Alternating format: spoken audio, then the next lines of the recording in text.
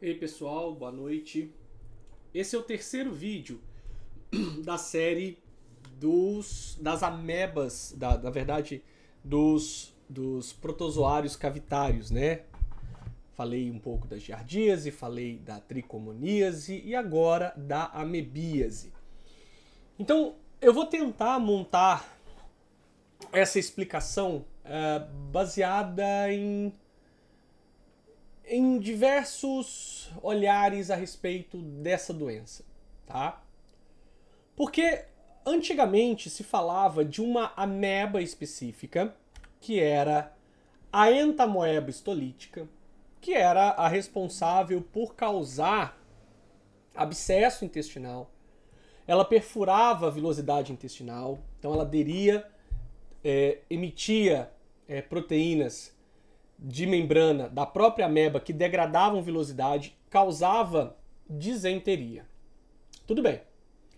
Hoje nós já temos uma ideia de que além da Entamoeba histolítica, o que era dito como comensal, que era a Entamoeba dispar, hoje também está associado a casos de amebíase.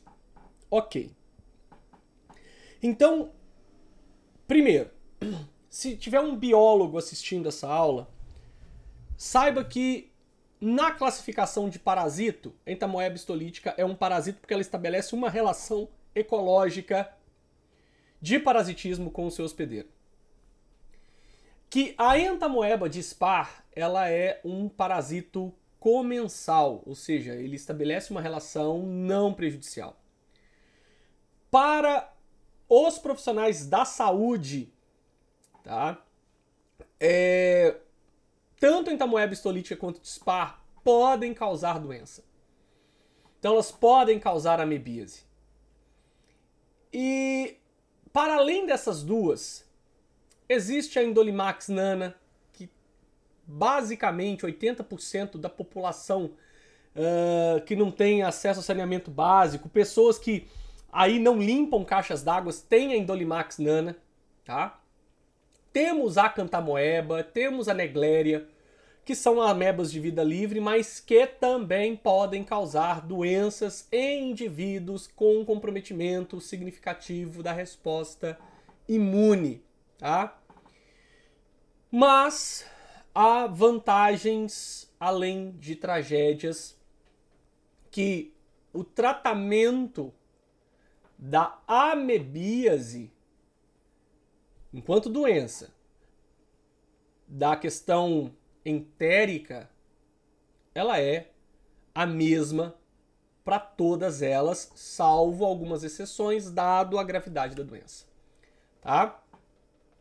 Então pausa essa parte do vídeo, porque nesse pedaço do vídeo vai estar descrito um pouco do que eu falei no início dessa aula, que a Entamoeba histolítica e a Entamoeba dispar são as principais causadoras da amebíase, e aí nós estamos falando de doença de trato intestinal.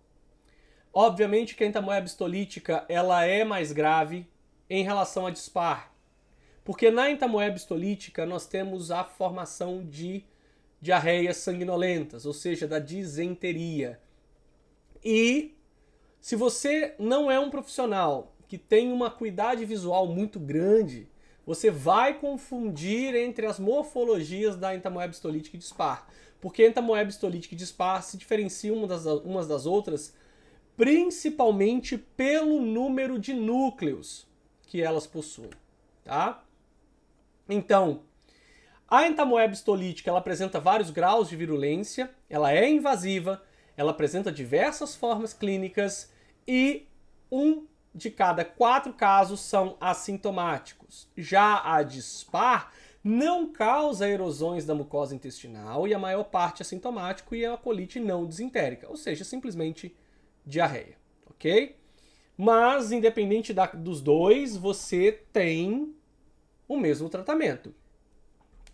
O que é complicado pelo fato de toda doença diarreica, a gente não fazer cultura para de fato diagnosticar, a gente não fazer PCR para de fato diagnosticar. A gente faz simplesmente uma casuística clínica e muitas vezes os surtos amebianos são classificados como viroses, tá? Porque a sorologia é cara, PCR é muito caro, cultura também é caro, ou às vezes a cidade, como no estado de Minas Gerais tem muito disso, né? Os distritos, os córregos, fulano de tal, córrego não sei o que das quantas, dificulta o acesso do serviço de saúde a esses diagnósticos. Então vai tudo como virose. Mas se nós fizéssemos um inquérito parasitológico fecal, nós teríamos mais de 50% das pessoas positivas para ameba.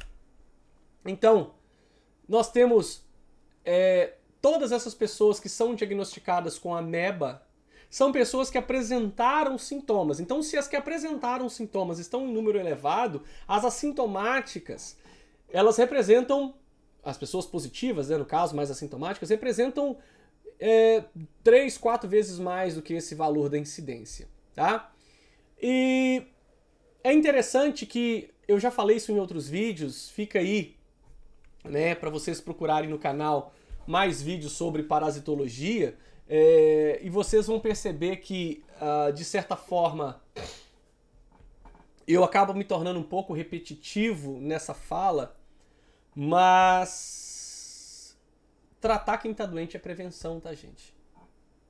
Porque se você evitar que essa pessoa contamine o ambiente, você está prevenindo que outra pessoa pegue. Então fica aí a dica para os que não acreditam que tratar quem está doente é forma de prevenção. Tá? Então, o mecanismo de transmissão, ingestão dos cistos. Então, o diagnóstico de cisto é em fezes sólidas. Fezes diarreica, nós estamos vendo a ameba em si, com os seus pseudópodes. Os cistos de ameba podem sobreviver por até 30 dias no meio, tá? Eles precisam da ação do pH do estômago para sair do cisto, desencistar. É um fator de estímulo, além do que eles resistem também ao pH ácido do estômago. Eles sobrevivem às enzimas digestivas, eles sobrevivem ao pH alcalino, eles desincistam no intestino delgado e causam um problema no intestino grosso, tá? Se você ingerir o trofozoito, então muito cuidado com isso. O trofozoito, que é a ameba, a ameboide mesmo, que é a forma patogênica, digamos assim, a forma patogênica, o trofozoito é destruído no estômago. O cisto sobrevive. O cisto precisa do suco gástrico, mas o trofozoito não sobrevive, tá? Então, as formas do parasita, desde a forma encistada até a formação de um novo cisto, passa pelo metacisto, que é uma fase de desencistamento, e o trofozoito, que é a forma que vai gerar as colites, os abscessos, enfim, tá? Então, cisto, fezes sólidas e trofozoitos, as fezes diarreicas, para a gente encontrar essa forma, tá?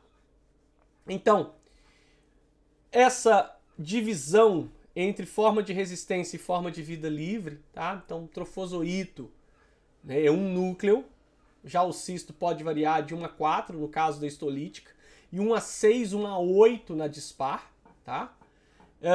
Tanto trofozoito quanto o cisto são eliminados nas fezes. A diferença é que o trofozoito a gente vai encontrar de novo, né, nas fezes diarreicas e os cistos nas fezes sólidas, tá?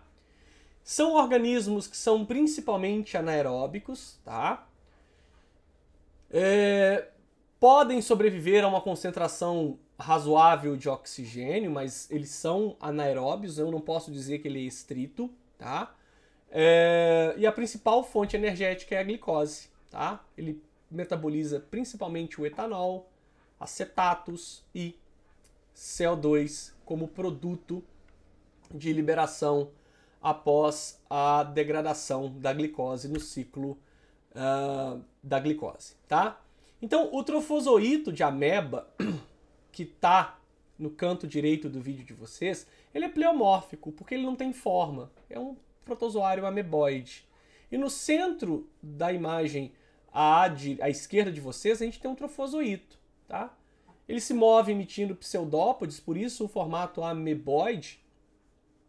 E quando a ameba morre, ela não tem condição de emitir pseudópodes, então ela fica esférica, uma bolinha, literalmente. Ok? O desencistamento, como eu disse, se dá inicialmente pelo estímulo do pH no estômago, tá? Só que o desencistamento completo ele irá ocorrer justamente no intestino delgado e a sintomatologia será no intestino grosso, tá? E o habitat final é a luz do intestino grosso, onde toda a clínica diarreica ou disentérica vai acontecer, tá? Do ponto de vista das formas clínicas e sintomatologia, boa parte dos casos, a maioria dos casos, ela é assintomática.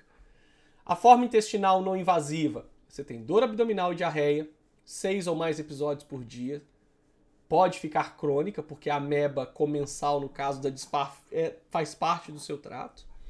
A forma invasiva, colite amebiana aguda, disenteria grave, úlceras intestinais e abscessos, principalmente abscesso hepático, quando ela migra do intestino para o fígado, tá?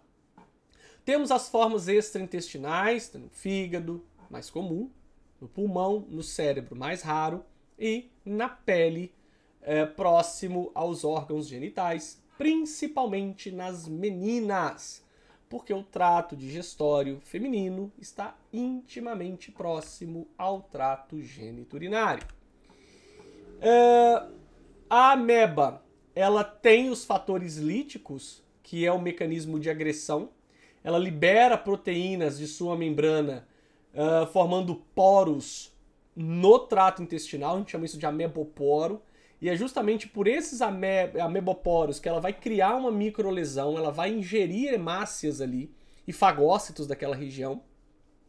E esse ameboporo ele vai continuamente sendo aberto porque gradativamente a ameba ela vai invadindo esse ameboporo e vai fazendo lesões maiores na velocidade intestinal, tá?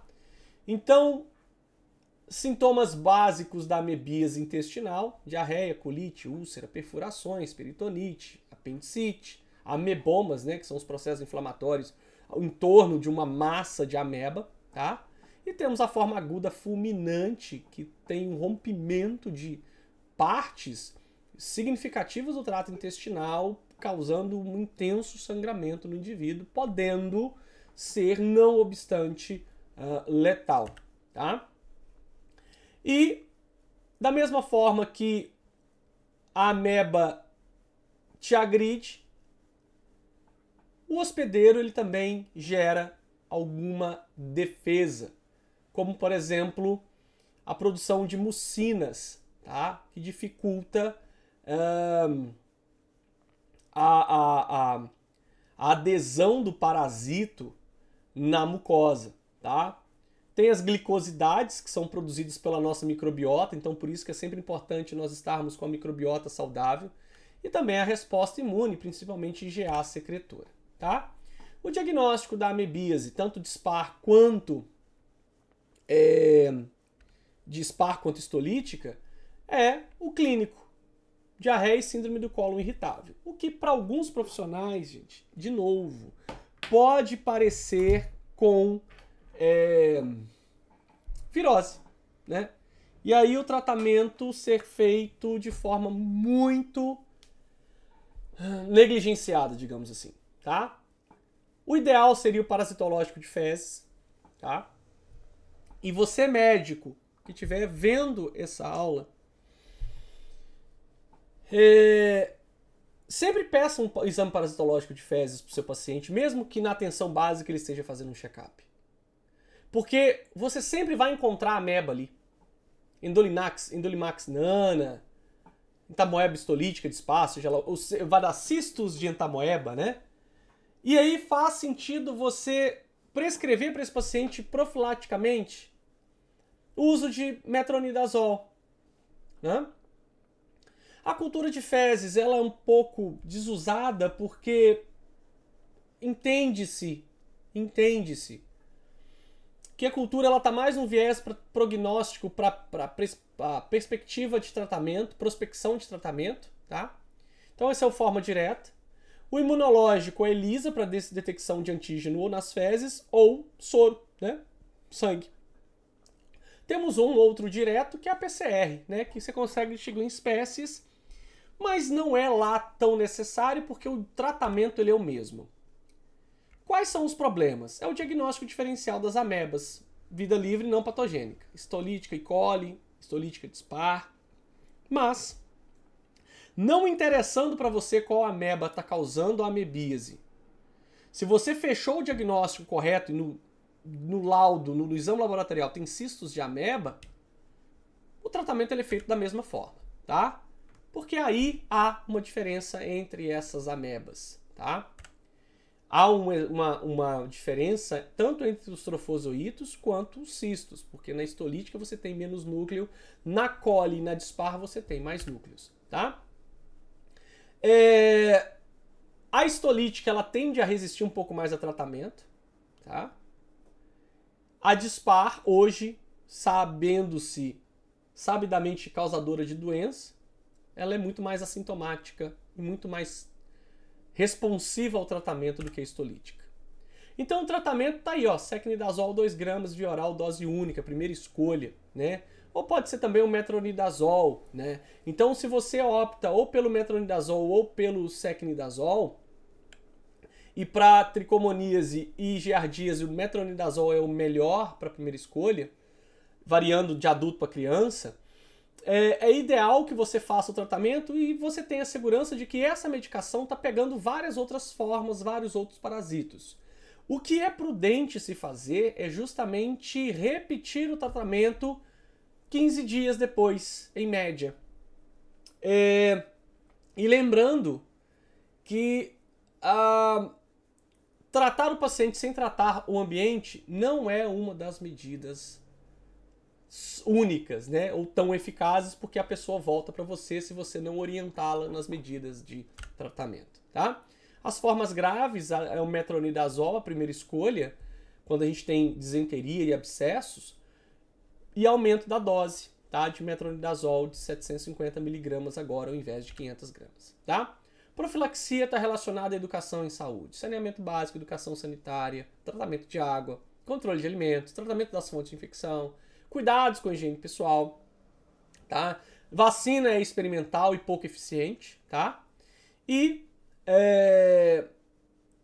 o alvo é o trofozoíto, que a droga vai atuar, impedindo que ele também se forme cistos e mate o trofozoíto, tá?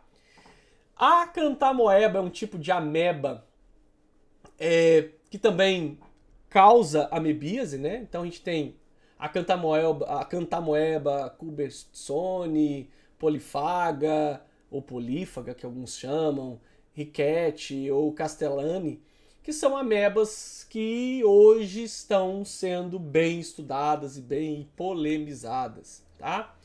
Mas que também é uma ameba de vida livre que tem o potencial patogênico, também nas mesmas formas que as demais amebas.